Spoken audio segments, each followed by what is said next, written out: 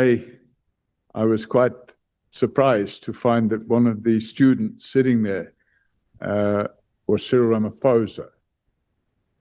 Now, I'd already met Cyril Ramaphosa previously because I'd met him at Wandi's place in Soweto.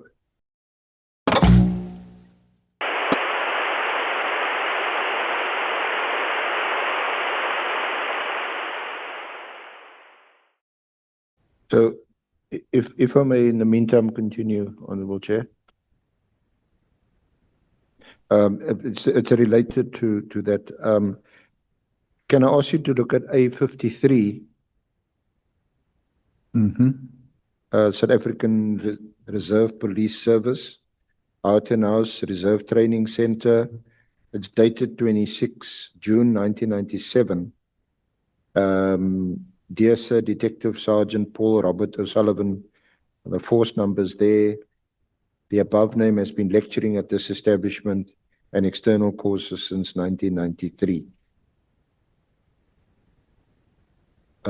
Currently lectures in the following subjects, and you've mentioned this: the Constitution and Police Ethics, Police Administration and Procedures, Crime Investigation and Scenes of Crime, the Criminal Procedures Act, Criminal Law A and B, statement taking.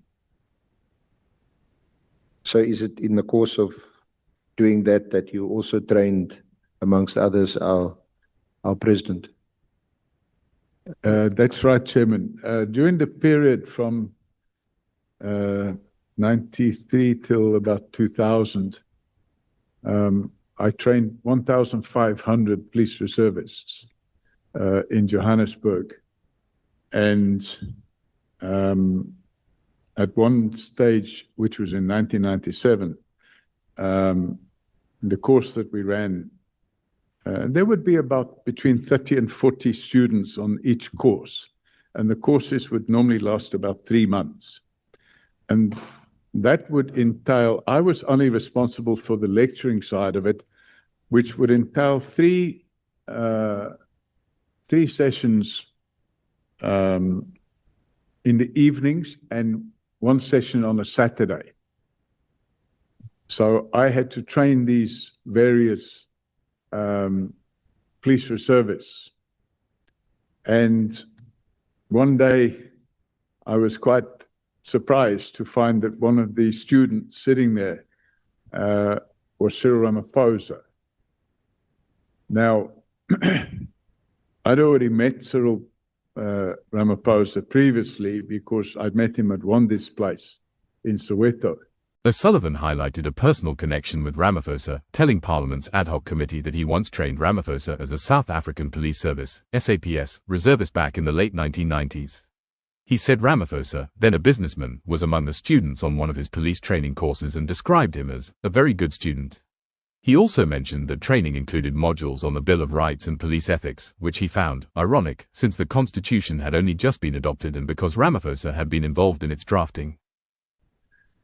So I knew him already, and now he's suddenly a reservist, or a reservist in training. And it was quite funny, really, because I remember one day I got, when you lecture, you don't just give a lecture and then leave it there. You give a lecture and then you have to ask questions. You have to get interaction with the students. And when I lectured these students, I would say, has anybody got any questions about this? Now, one of the areas we lectured on, as is mentioned here, is the Constitution and police ethics. And the Constitution was new at that time.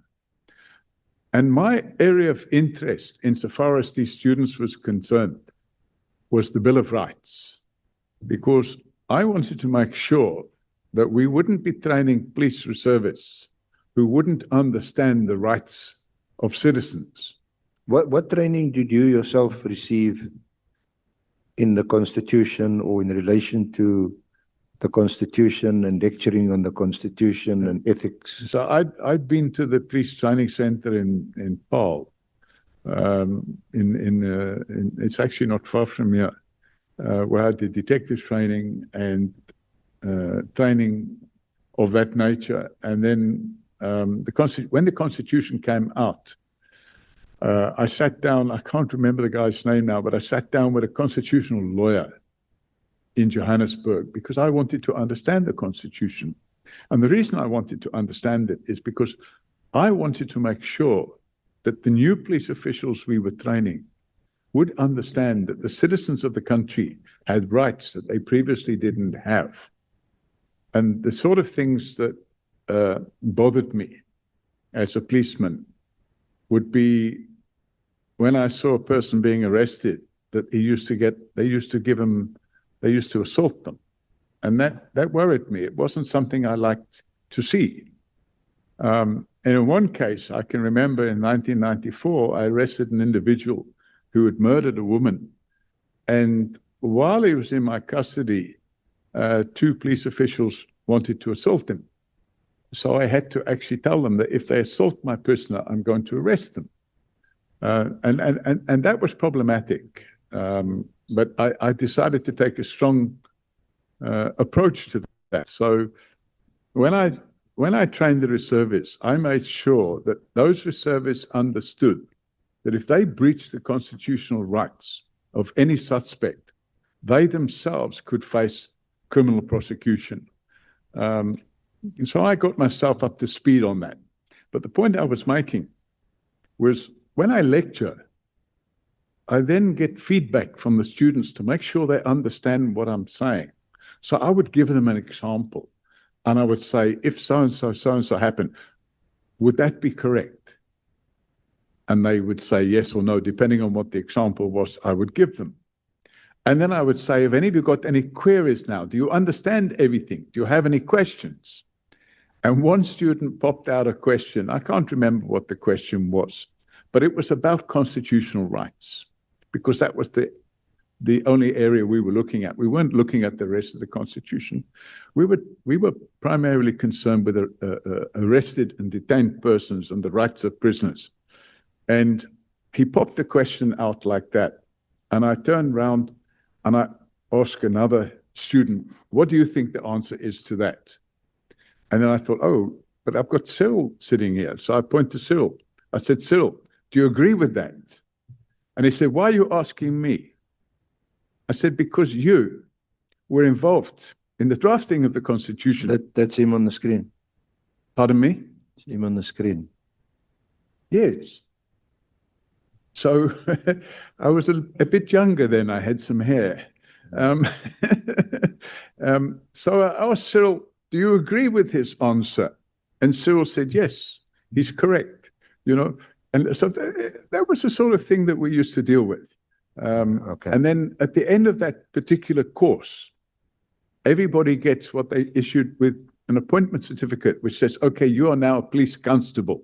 So Cyril became a police constable. And on every course, if you scroll up again, you can see it's gone now, there's a shield. And actually, I created that shield. I paid for it out of my own pocket. And we used to have a little thing where you engrave the name of the best student. So on each intake of students, I would invite the other lecturers to nominate a student for best student. And bearing in mind, in those days, Cyril was not involved in politics in any way, shape, or form. But he was nominated, and it was agreed that he would be the best student on that particular course.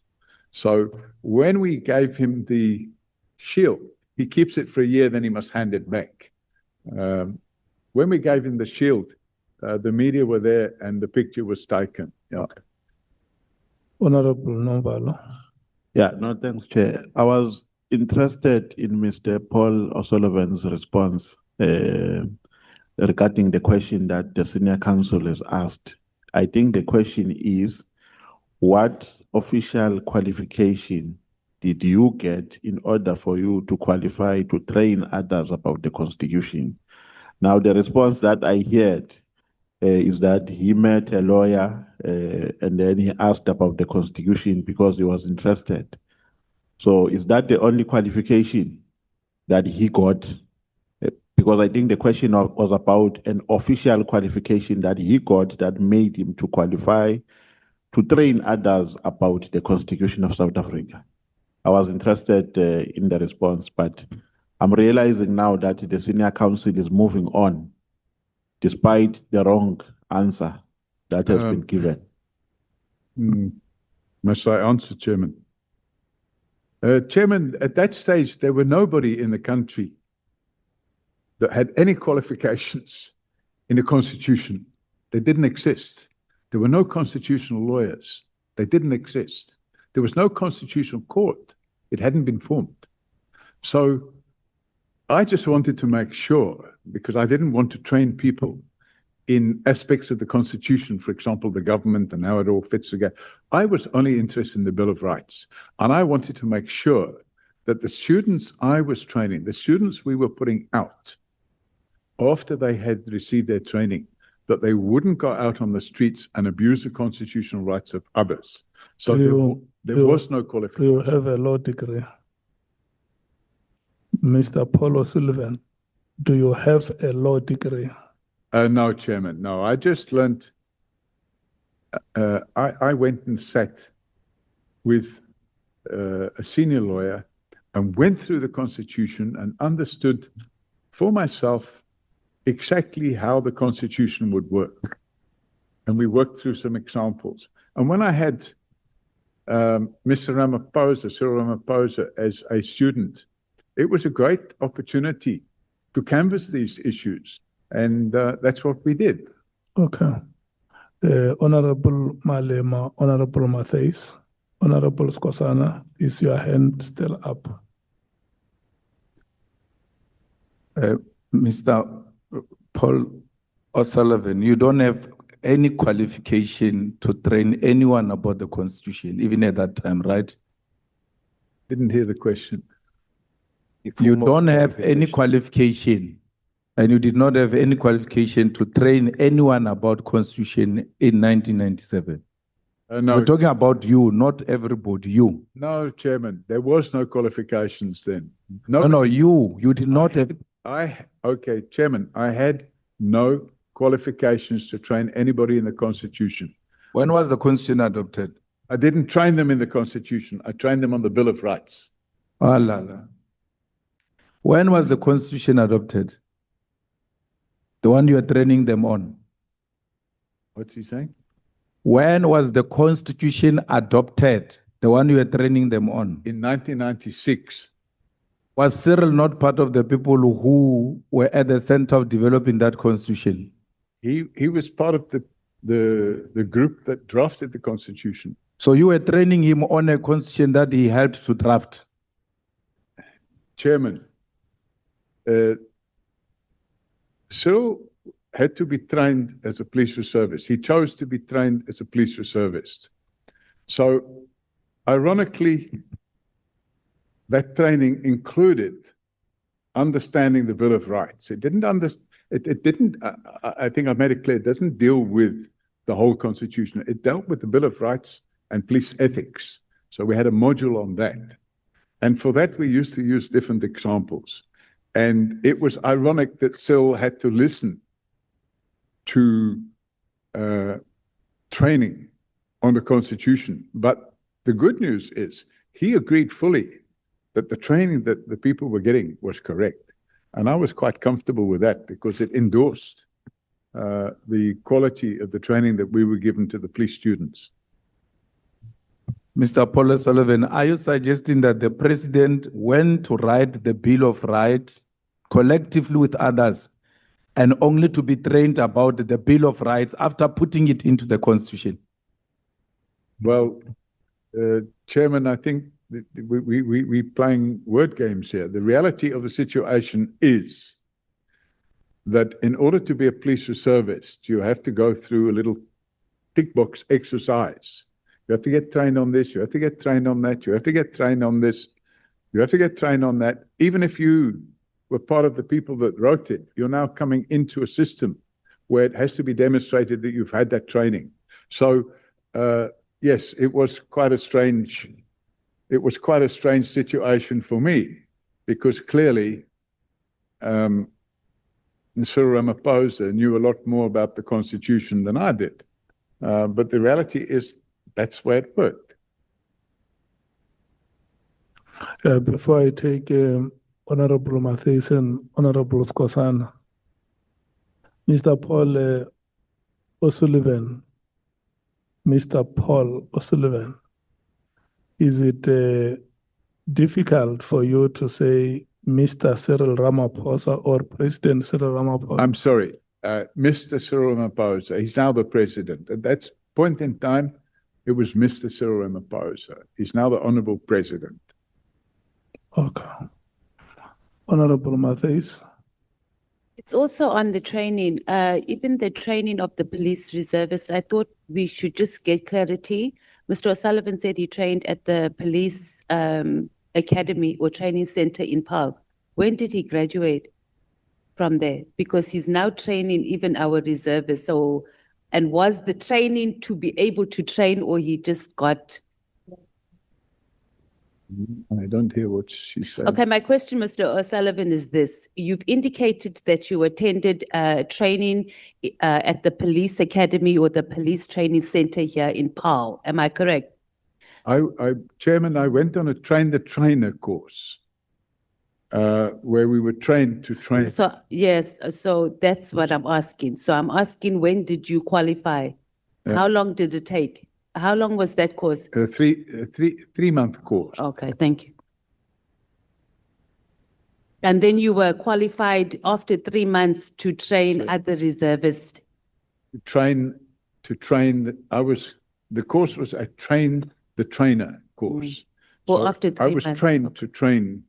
Okay. And it was a 3-month course at an academy in Paarl, the SAPS Academy in Paarl. Is that what you're saying? I don't know what the question is, Chairman. The duration of your course, was it 3 months at the SAPS Academy in Paarl? That's correct, Chairman. Honorable Skosana. So, Chair, I just want to find out from Mr. O'Sullivan, training for 3 months make you to qualify to train others to get certificate or diploma. After you train them, what they were getting? Chairman, we're talking about the early 90s. 1997, not early. I received a certificate that stated I'd been on that course, but I mean, yeah, where that is today, I don't know, because we're talking about more than 30 years ago. Yeah, but my question is what they were getting after you trained them? Pardon? What they were getting after you trained them? Diploma, certificate, or nothing? They got an appointment certificate. They got a certificate that stated they completed their training. And the certificate included the modules that they've been trained in. And then once they got that certificate, they were issued with an appointment certificate. So they were getting certificate what? Is this your daily, like you are attending a seminar, after you finish a seminar, they give you something like attendance certificate? I can't make out what he's saying, Chairman. So what I'm saying, do you hear me?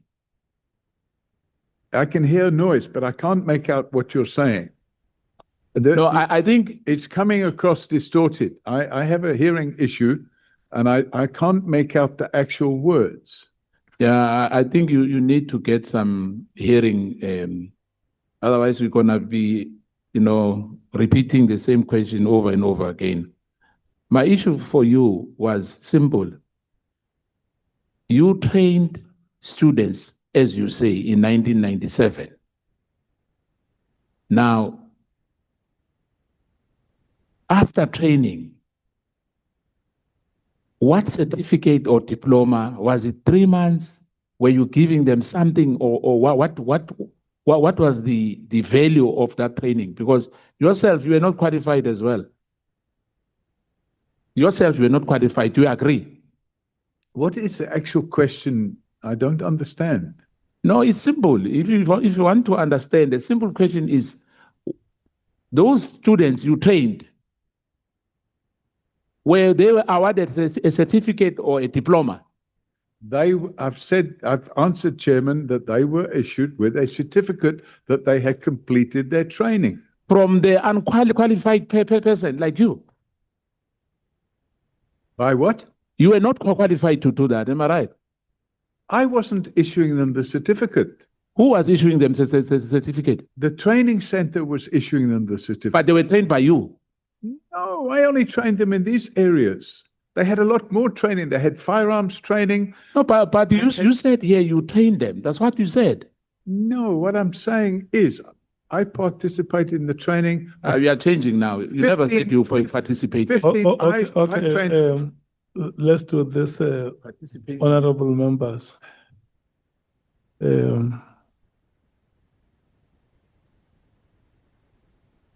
For clarity, Chair, on record, he said he trained them, not participated.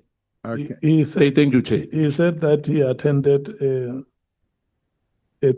training the trainers course in PAL. And from there, together with other trainers, they went to train the attendees. And so those attendees, some would have been trained by other trainers on firearms. He was training on a constitutional law. Thank you, Chair. I'm saying he said himself he trained them, not participated. Now he's changing. He said he participated. Okay, no, it's fine. Chairman, it's the same thing. I trained 1,500 reservists. I didn't give them firearms training. I didn't train them on how to wear their uniform. I didn't train them on how to salute. I didn't train them on how to march. I didn't train them on how to arrest somebody. I trained them on the administrative items which is listed. You had specific themes that you were training on. I trained them on the areas that I was trained to train them on, So- and I trained 1,500 of them. When we come back from break, there is a hearing device there. You can try it and see if it will not help you. Honorable James. What did he say?